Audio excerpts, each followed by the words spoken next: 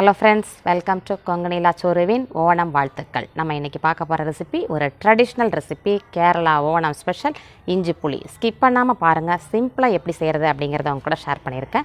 என்னோடய சேனலை first time பார்க்குறீங்கன்னா சப்ஸ்கிரைப் பண்ணி வச்சுக்கோங்க. இஞ்சி புளி ரொம்ப டேஸ்டியாக ஊறுகாய் டைப்லேயே இருக்குங்க. நம்ம எப்படி செய்கிறதுன்னு வாங்க பார்க்கலாம். ஓணம் ஸ்பெஷல் இஞ்சி புளி செய்கிறதுக்கு ஒரு 100 கிராம் இஞ்சை தோல் செத்திட்டு சின்ன சின்ன துண்டுகளாக போட்டு வச்சிட்றோம். அதுக்கு அளவு பார்த்திங்கன்னா 100 கிராம் புளி, 50 கிராம் நாட்டு சர்க்கரை எடுத்து வச்சுருக்கேன். நீங்கள் வெல்லம் கூட போட்டுக்கலாம்.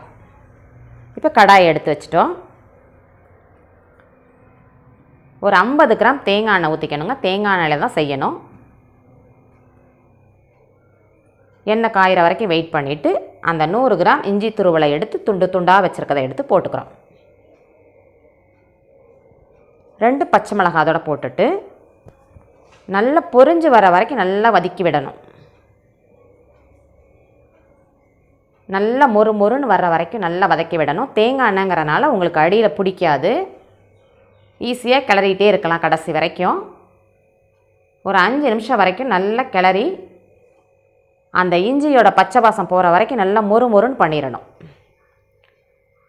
செவந்து வந்துடும் இஞ்சி, கலர் மாறிட்டே வருது. ஒரு 5 நிமிஷம் பக்கனாது வதக்கிற மாதிரி இருக்கும்.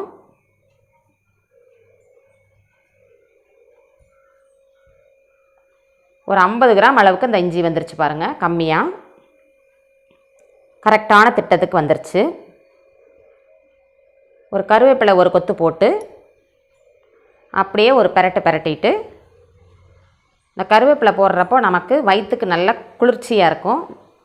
அந்த உப்பு, இஞ்சி, புளி எல்லாம் சேர்றப்போ இதை அப்படியே ஒரு பவுலில் ட்ரான்ஸ்ஃபர் பண்ணிக்கிறோம். இதை அப்படியே மிக்சியில் ஒரு 2 திருப்பி வச்சிடணும் ஆறுனதுக்கப்புறம். இப்போ அதே கடாயில் எண்ணெய் இருக்குங்க. ஒரு 2 காஞ்ச மிளகாய் செவந்ததுக்கப்புறம் ஒரு கொத்து கருவேப்பிலை, 2 பச்சை மிளகாய் நல்லா செவர்ற வரைக்கும் வெயிட் பண்ணிவிட்டு அந்த மிக்சியில் நம்ம திருப்பணும் பாருங்கள் இஞ்சி, அதை அப்படியே போட்டுக்கிறோம். நல்லா கொரன்னு வந்துடும். அப்படியே நல்லா வதக்கி விட்டுட்டு இதுக்கு தேவையான அளவு 1 டீஸ்பூன் அளவு மிளகாத்தூள் போட்டுக்கிறோம். ஒரு 2 பெரட்டு அப்படியே பெரட்டி விட்டுட்டு உடனே அந்த புளி தண்ணியை எடுத்து நம்ம ஊற்றிடுறோம். கலர் மாறாமல் இருக்கும் உங்களுக்கு, அப்படியே கலர் கருன்னு இருக்கும் உங்களுக்கு. எண்ணெய் அப்படியே மேலே மிதந்து வருது பாருங்கள், தேங்காய் எண்ணெய்ங்கிறனால.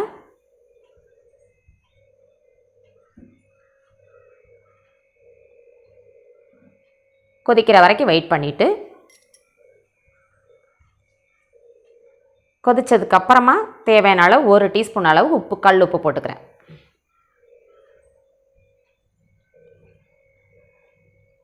இந்த பச்சை வாசம் போகிற வரைக்கும் நல்லா கொதிக்க விடணுங்க. ஒரு 10 நிமிஷம் பக்கம்னாவது கொதிக்கிற மாதிரி இருக்கும். புளி எந்தளவுக்கு கெட்டியாக இருக்கோ நம்ம அந்தளவுக்கு சீக்கிரமாகவே செஞ்சு முடிச்சிடலாம். நல்லா வற்றிட்டே வந்துச்சு பாருங்கள். ஒரு 5 நிமிஷத்துக்கு மேலேயே கொதிச்சிருச்சு.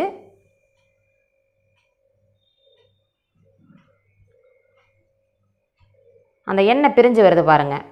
அந்த டைமுக்கு 1 டீஸ்பூன் அளவு வறுத்த வெந்தய பொடி போடுறேன்.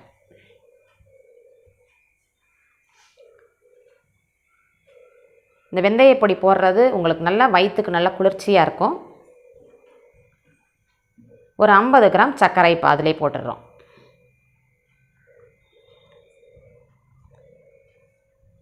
நல்ல கலர் மாறி நல்லா வந்துடும் உங்களுக்கு. அந்த எண்ணெய் பிரிஞ்சு வர வரைக்கும் நம்ம அப்படியே சிம்மிலையே வச்சுட்டு ஒரு 5 நிமிஷம் வரைக்கும் வதக்கி விட்டுட்டே இருக்கணும். எண்ணெய் தனியாக, அந்த இஞ்சி புளி தனியாக அப்படியே மேலே மிதந்த மாதிரி வந்துடும். அது வரைக்கும் சிம்மிலையே வச்சு பெரட்டி விடுற மாதிரி இருக்கும். அந்த பாருங்கள், எண்ணெய் தனியாக இருக்குது, அந்த இஞ்சி புளி சேர்ந்து ஒரு புளிச்சாறு மாதிரி பக்குவத்துக்குன்னு வைங்களேன். கரெக்டாக நமக்கு ரெடி ஆயிடுச்சு. கண்டிப்பாக ட்ரை பண்ணி பாருங்கள். கமெண்டில் எப்படி இருக்குன்னு சொல்லுங்கள். நம்மளோட இஞ்சி புளி ரெடி ஆயிடுச்சுங்க. என்னோடய வீடியோ பிடிச்சிருக்குன்னு நினைக்கிறேன். என்னோடய வீடியோ பிடிச்சிருந்தா லைக் பண்ணுங்கள், உங்கள் ஃப்ரெண்ட்ஸுக்கு ஷேர் பண்ணி விடுங்க. கமெண்டில் எப்படி இருக்குன்னு சொல்லுங்கள், அப்போ தான் எனக்கு சப்போர்ட் பண்ண மாதிரி இருக்கும். கண்டிப்பாக சப்ஸ்கிரைப் பண்ணி வச்சுக்கோங்க, யூஸ்ஃபுல்லாக இருக்கும். நெக்ஸ்ட் ஒரு வீடியோவில் பார்க்கலாங்க.